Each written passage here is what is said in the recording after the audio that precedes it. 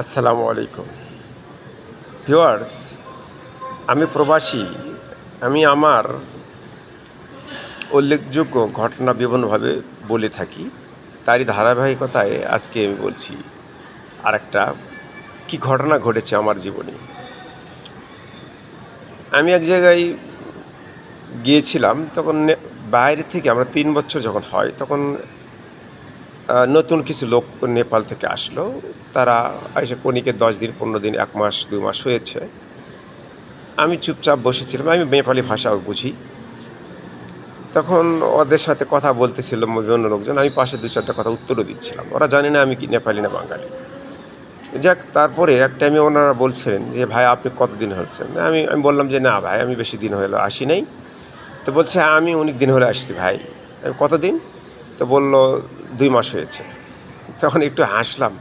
আমার ৩ বছর ৪ বছর হয়েছে, আমি বলতে পারলাম না নতুন, পুরাতন। এরা ৩ মাসে বলল পুরাতন। যাই হোক, এই ঘটনার পর আমি পরে ওনাকে আর বলি নাই। তো চুপচাপ পরে ওনারা বুঝতে পারছেন যে ইনি আসলে অনেক আগে আসছেন। গত ২-৩ দিন আগে আমার কোম্পানিরই একজন ব্যক্তি, একজন সহকর্মী আরকি, ও বলতেছিল যে আমি অশিক্ষিত নয়, আমি শিক্ষিত।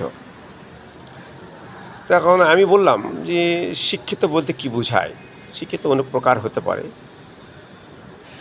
আপনার পাঠ্য বই পুস্তক পড়ে এক শিক্ষিত, আ আবার আপনি সরেজমিনে হাতে কলমে শিখে এক শিক্ষিত। তো তুমি কোন শিক্ষিত?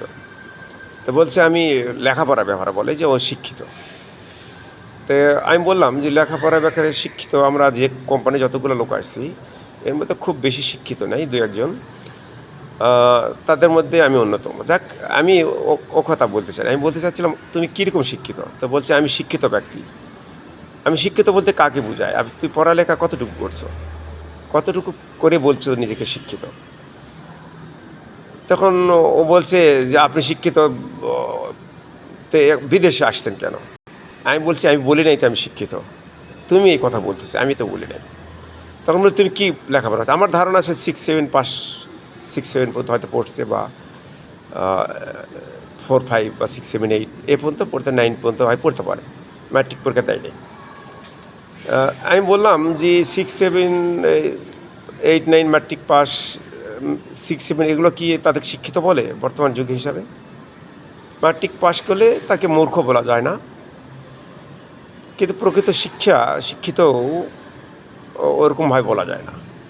ইন্টার পাস করার পর তাকে শিক্ষিত বলা যেতে পারে। বর্তমান যুগ হিসেবে প্রেক্ষাপটে বলছি। আগের যুগে আলাদা। আগের যুগ ম্যাট্রিক পাস করলেই তারা মাস্টারিও করতে পারত। তো এখনকার বর্তমানে যুগ হিসেবে বলছি। তখন আমি বললাম, "শিক্ষিত বলতে তুমি 6-7 পাস একে শিক্ষিত বলো? তাহলে তো তুমি তো আমার ছাত্রের উপযুক্ত নয়। তুমি আমার সামনে শিক্ষিত বলতেছ? আমি তো বলিনি শিক্ষার কথা, শিক্ষিত কথা। তুমি নিজেকে অত শিক্ষিত বলে দাবি করো কেন?" এই হলো বাংলাদেশে মানুষের চিন্তাভাবনা। নিজেকে জাহির করার জন্য কত ধরনের চিন্তাভাবনা করে। তার শিক্ষিতর হার কম বেশি এটা আমি বলছি না যে সবাই কম বেশি শিক্ষা করবে, কেউ ভাগ্য হবে, হবে না সেটা নয়। কিন্তু নিজেকে জাহির করার কি প্রয়োজন যে আমি শিক্ষিত? শিক্ষিত কি তাকে বলে? এই 6-7 ম্যাট্রিক পাস করে কি শিক্ষিত বলা যায়? শিক্ষিত বলতে কি বুঝায়? পড়াশোনা কতটুকু করলে শিক্ষিত বলা হয়? এই যে মানুষের নিজেকে বড় বলে মনে করা এবং নিজেকে জাহির করা, এই জিনিসটাই বাঙালিদের প্রতি রয়েছে বেশি।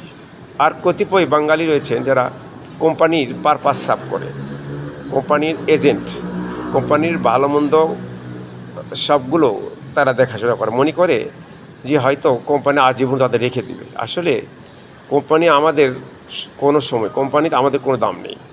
কাজের দাম শুধু। কাজ করছেন, দাম রয়েছে।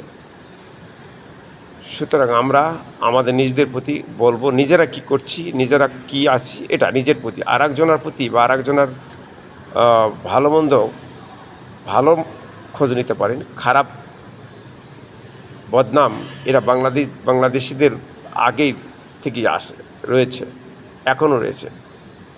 সুতরাং আমরা চাই, আমরা বাঙালি যারা প্রবাসী রয়েছেন, আমরা সম্মত হই, সংযত রই, কথাবার্তার ব্যালেন্স রেখে কথা বলি, এমন কথা বলি না আরেকজন দুঃখ পায়, এবং সবাই একজন একজনের প্রতি সহানুভূতি করি। ভালো থাকুন, আল্লাহ হাফেজ।